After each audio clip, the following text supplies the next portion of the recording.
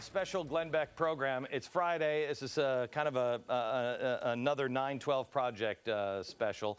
We're talking to real people about the Tea Parties. The Tea Parties are 2 weeks ago, but the president was just talking about them. And I think a lot of people in the media think, oh, well, those are done. I have a feeling, correct me if I'm wrong, the Tea Parties are just getting started. April 15th was just the beginning. Yeah. More Tea Parties on the 4th of July. So why are we here today? I saw a bunch of coverage of the parties. The mainstream media just hammered home the point that they don't get it. People were exercising their constitutional right to assemble in peaceful protest. Instead of celebrating that, which they seem to do every time Code Pink decides to do it, the media dismissed these people as racist, extremists, and Obama haters, and that the parties were organized by the Republicans.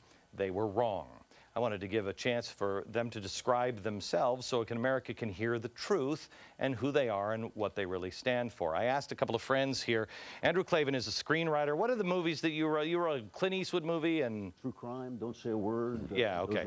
And you're also a columnist. I'm a contributing editor to City Journal at the Manhattan Institute. Okay, so I asked you to stay here because I wanted you to recap this on Monday's show and what you learned for the media, so we could just give that to them. Here are the Cliff Notes, guys. What are you hearing so far? Well, what's amazing to me is I have heard more of the ideas and the ideals of the founders of this country in this room for the last half hour than I hear on the mainstream media all the time. And I think if James Madison and Thomas Jefferson walked into this room, they would recognize the America they were fighting for, and if they saw our mainstream news media today, they would recognize the people they were fighting against. Yeah. Let me, who made this T-shirt? You made this T-shirt? Who made this T-shirt? You made this, Floyd, you made this T-shirt? I love this. I wanted you to get a look at this. This is The Simpsons, so there's no copyright infringement there. What are you thinking, man? And he's bringing it to Fox. See the attorneys, they'll be out in the lobby. But you put this quote from Samuel Adams, and I love it. Do you know it by heart? Give it to us. It's, Okay, here it is. It's on the shirt. You can't trust these people. Shifty. It says, "Not take a majority to prevail, but rather a tireless, irate minority keen to set brush fires in people's minds." I love that. I love that.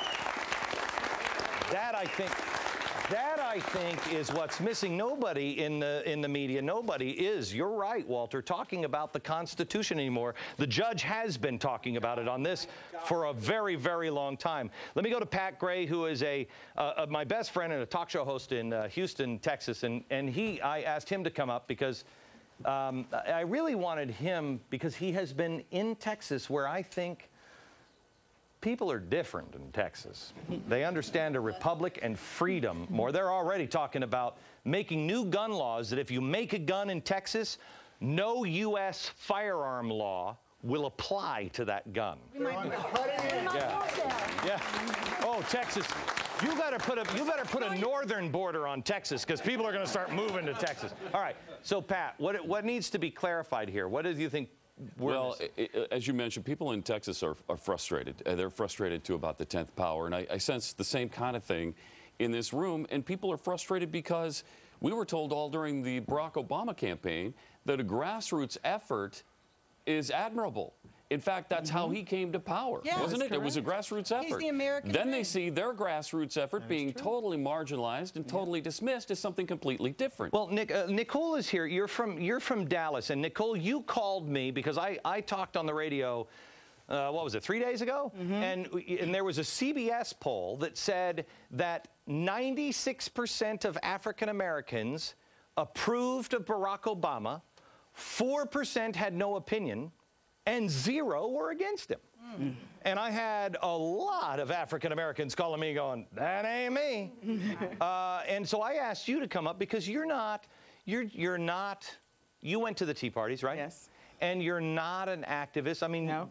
We had you bring your kids. They're in the green room. You're just a mom. Right. I'm a single mom. I work 2 jobs. I struggle.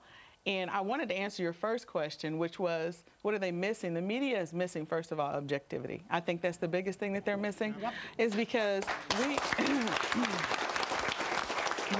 all of us us who attended the Tea Parties, there were all ethnicities, all political backgrounds, all income ranges, and we were all there because we're all frustrated. And, you know, the fact that when you ask about the spending, I'm like, I have to work 2 jobs to make ends meet. And every time I work 2 jobs, the more money I make to try and take care of my kids, the more you're going to take away from me.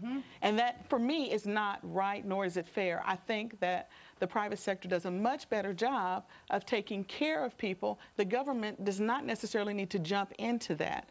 And so if you stop taxing us and let the private sector do what the private sector does best, then I think, you know, this country would be much, much better You know, off. Nicole, I got to get a break in. I got to get a break in, but Nicole, you made me think of something. Everybody's heard the phrase, time is money.